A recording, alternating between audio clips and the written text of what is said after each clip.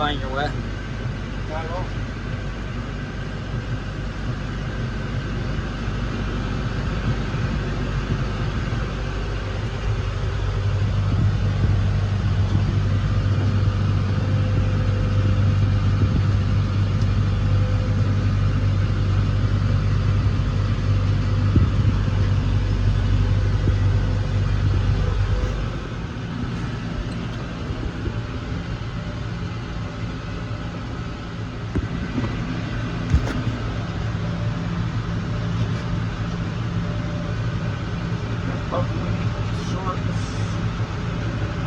Sorghum, Sudan,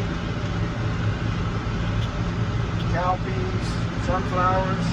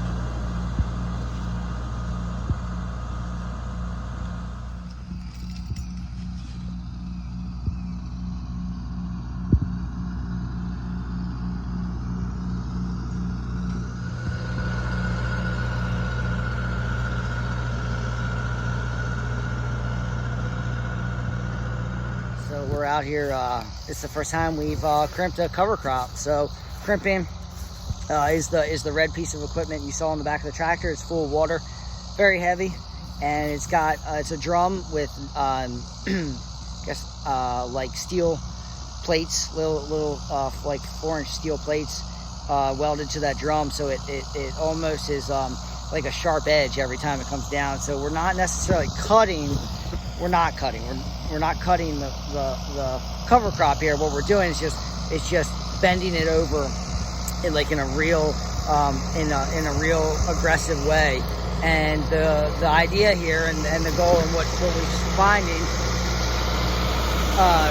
through our research, because it's the first time we've done it, but that terminates the crop, the cover crop, and it'll actually die and create a nice mulch bed here to allow us to resist weed growth and anything else that we don't want growing up through here, as well as let all that organic matter.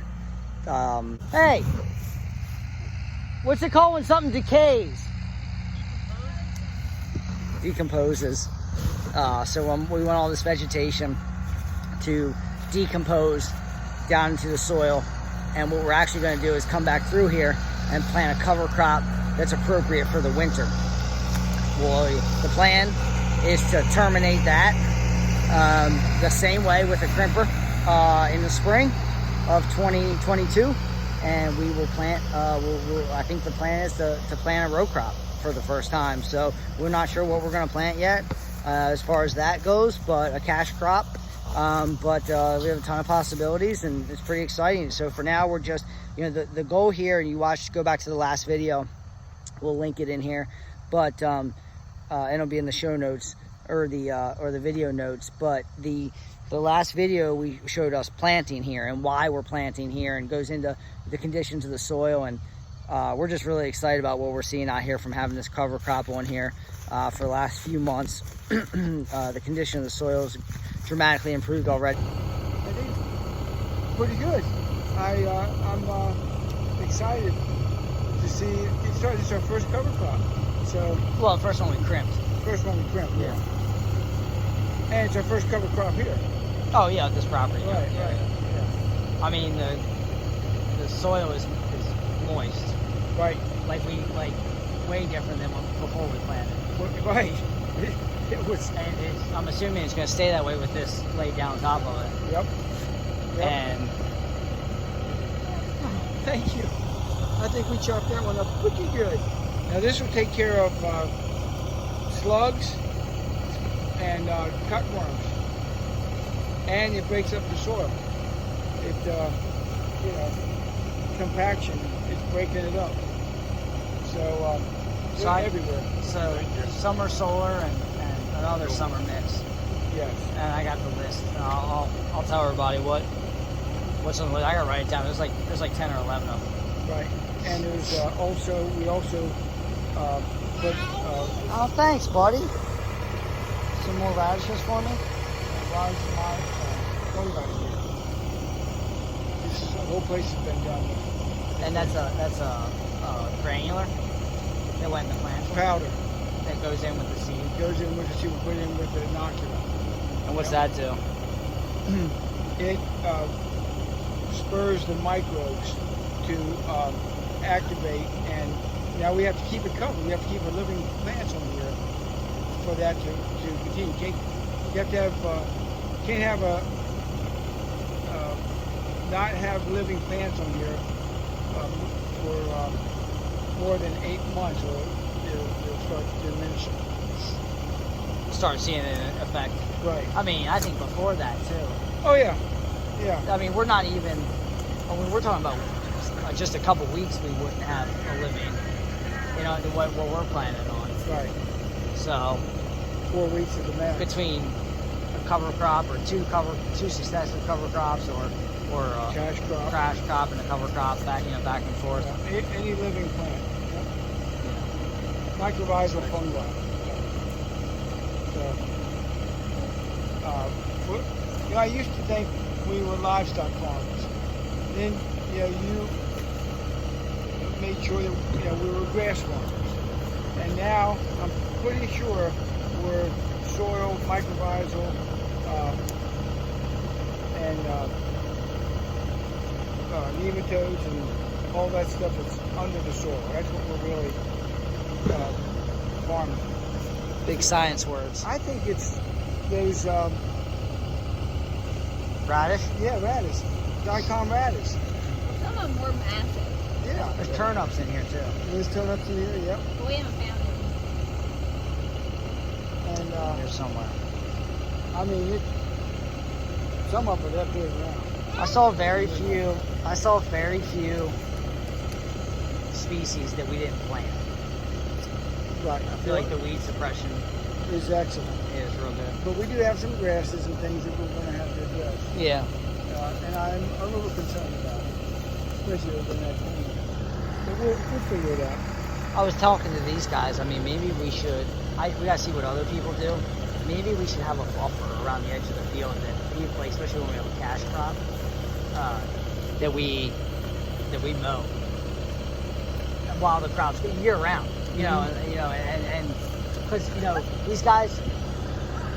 What was that? Bugs? Oh, speaking of bugs, there's bugs everywhere. There's the amount of bees on these sunflower heads. Unbelievable. Crazy, amazing. Butterflies. The amount of living organisms that are out here compared to when we started. It's got to be Tenfold. Yeah, Hundredfold. but, it's gotta be, I mean, there was almost nothing. There was nothing. Yeah, Oh, and look at this guy. certainly nothing you wanted.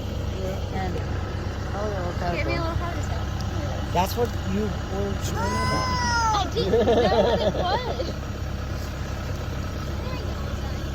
So, yeah, bees, butterflies, all good signs. And insects that are good insects for yeah, I know. Good insects.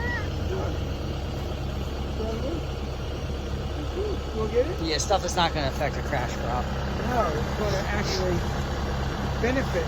They'll eat seeds that noxious weed seeds. They eat those, and it's just all kinds of benefits. Mrs. Michaels over there, her and her husband own this farm. She said it hasn't. It's been chemically farmed for over 75 years.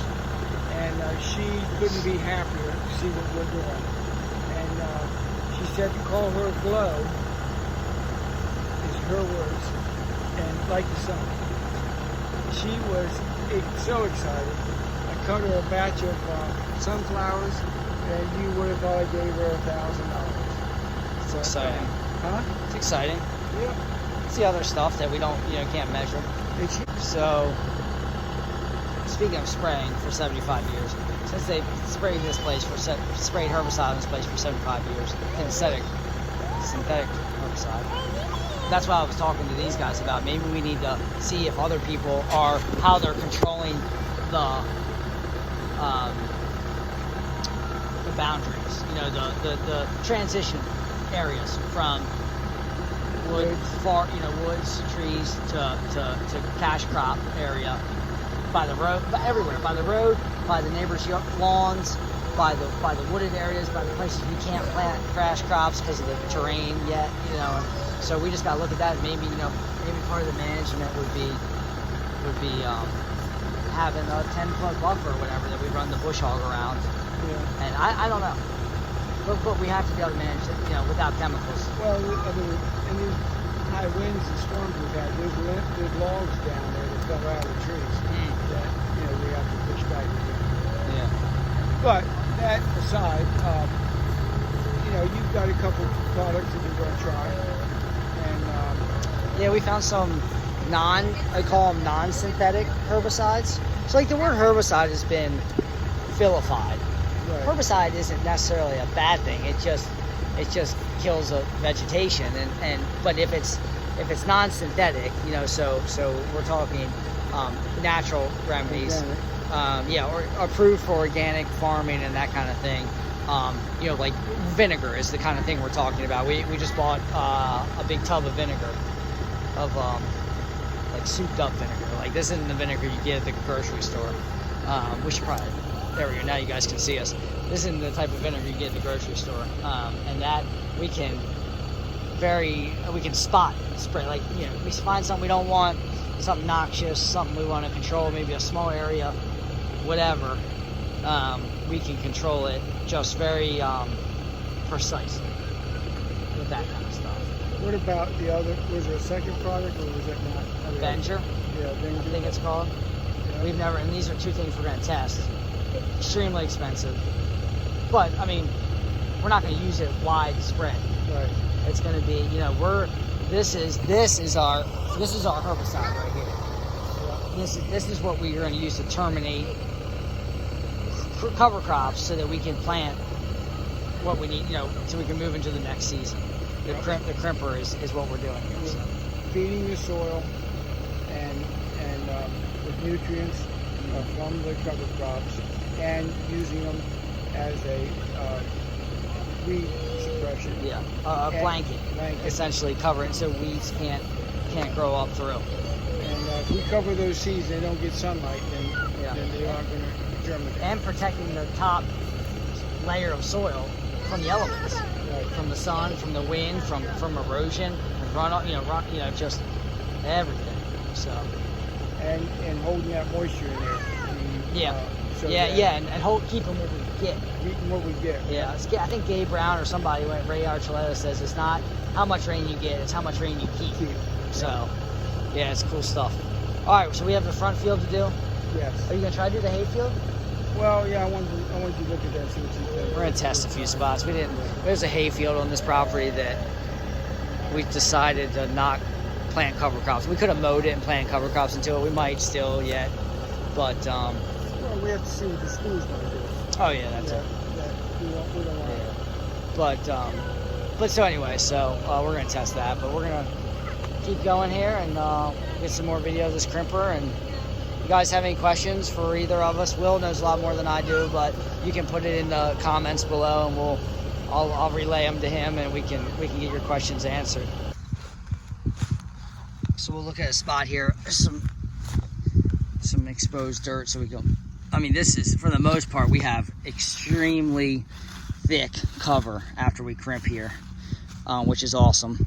You can see, I'll go through, there's 11 seeds that were in this mix. We put 2 mixes together, but you can see the radishes here, and there's turnips in here. A lot of that stuff is to just break up soil compaction and help, when this decays, it's gonna open up pockets, and it's already opening up pockets. All the roots, everything that's growing here is opening up these air pockets and these pathways for microorganisms and worms and all kinds of good stuff here in the soil. But you can see here, this soil is just absolutely saturated. Not too wet, but compared to when we were out here in the last video, where just absolutely dry. We're on a hilltop here. Really a lot of exposure to the elements, the heat. Rainwater probably used to wash off this hilltop extremely quickly down to the lower areas, and I would love to know the tens of thousands, if not hundreds of thousands of gallons of water that we've kept on this field already, just by having this cover crop here and slowing down that runoff and maybe close to eliminate it. But you can see the size of these here. It's awesome to see this kind of diversity in the pasture and what it's doing already. So one of the coolest things is that there's almost nothing out here that we didn't plant. So the weed suppression was very effective for this mix. The time we planted, look at the size of that joker. What kind of radish is that? The daikon radish. Daikon.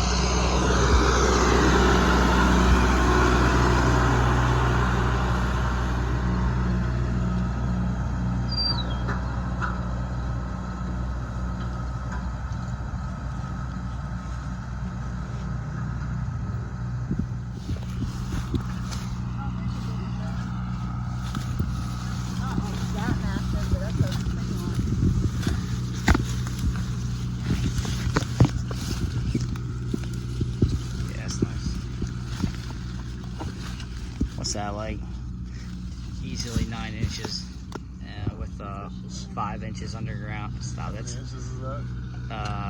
5 inches underground. So that's what I'm talking about. That kind of soil disturbance is just awesome. Nothing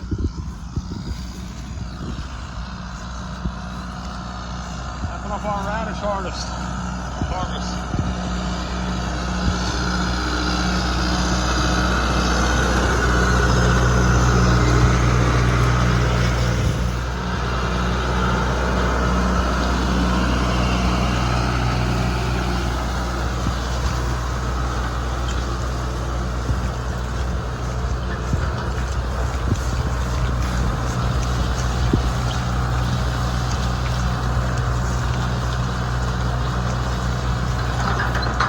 I will say though, as nice as everything looks, we still have these Volkswagen size rocks to deal with out here. Luckily, well, we didn't need to. Looks like we didn't need to flag it. Well, we planted around it. You can see distinctly where we planted around it, but we're gonna have to just deal with this over time, and hopefully it'll cover itself up as we build up this soil, and maybe a little bit. Maybe we can cover it up ourselves. Bring a couple dump trucks of soil in here, or compost, and just kind of let it, maybe dump it up here and let it run down a little bit as the weather gets to it. But yeah, this has all been crimped out here. A couple more fields in the back there, some out front.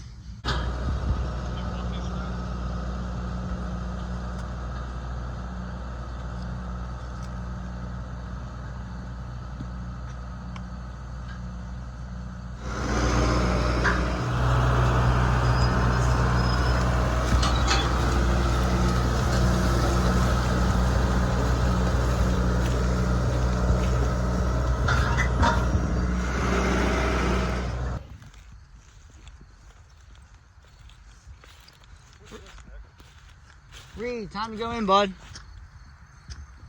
Reed, back to the truck. I'm gonna get you.